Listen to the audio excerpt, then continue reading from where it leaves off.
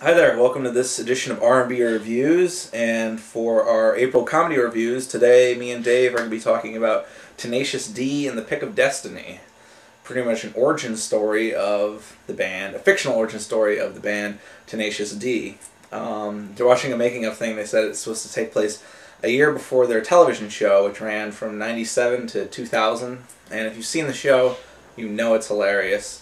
The plot is relatively simple, about JB and KG, who form this band Tenacious D, and they learn of this pick of destiny that is Satan's chipped tooth, which will bring whoever uses it immediate success and fame.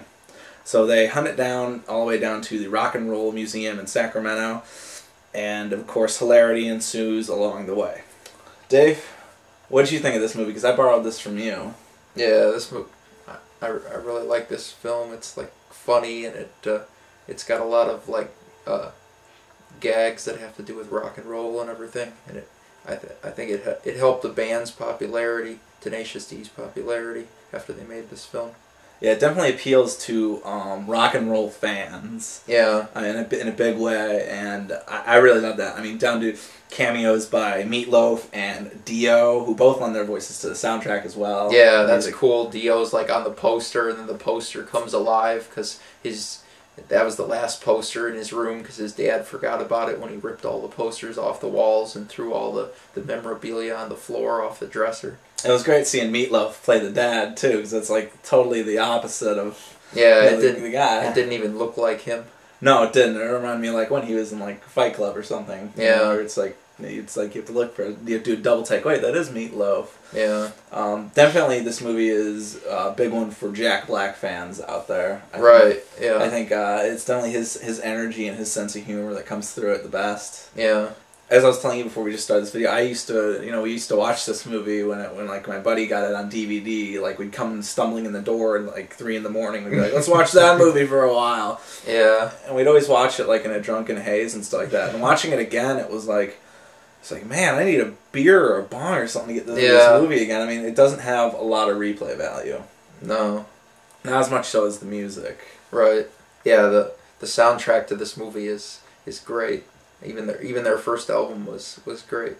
It was funny. It was like, because they're trying to put like songs out. They're taking songs out of basically nothing and they're putting them together.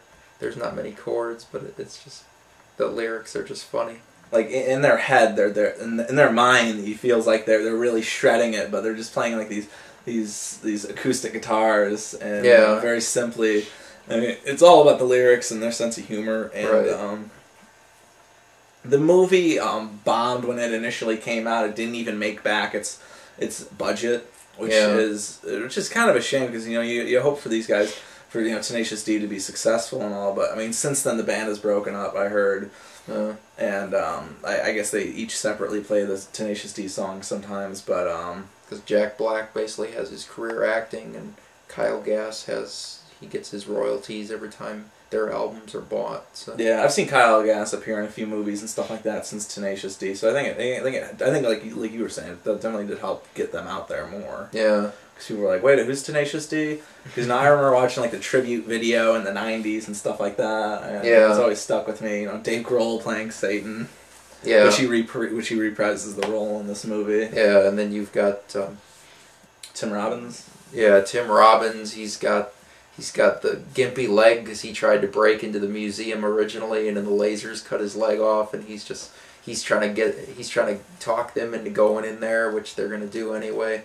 But then when they finally get out of the museum, he's basically like trying to attack them, and I love it. Like he's like, "Stay there! I'm coming after you with the knife," and then he's like walking like gimpy, And, this and they is run such away. a strange cameo too. You have an Academy Award-winning actor in this really sort of absurd movie. And also, Ben Stiller has one of the best. Who also produced it. Ben Stiller's working at Guitar Center, and then he is the guy who happens to be the expert on the Pick of Destiny. Yeah.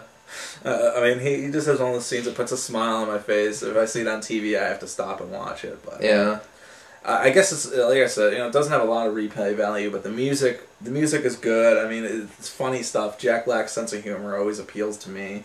Yeah, and, me too. He definitely has some musical talent and comedy. But, you know, I really hope Tenacious D somehow resurrects down the line, and if you're not familiar with the movie or the band or the television show, look into it. It's definitely, I think if you're into rock and roll bands like Black Sabbath, AC/DC, The Who, Zeppelin, yeah, I think this definitely appeals, and I think it definitely appeals to that type of interest.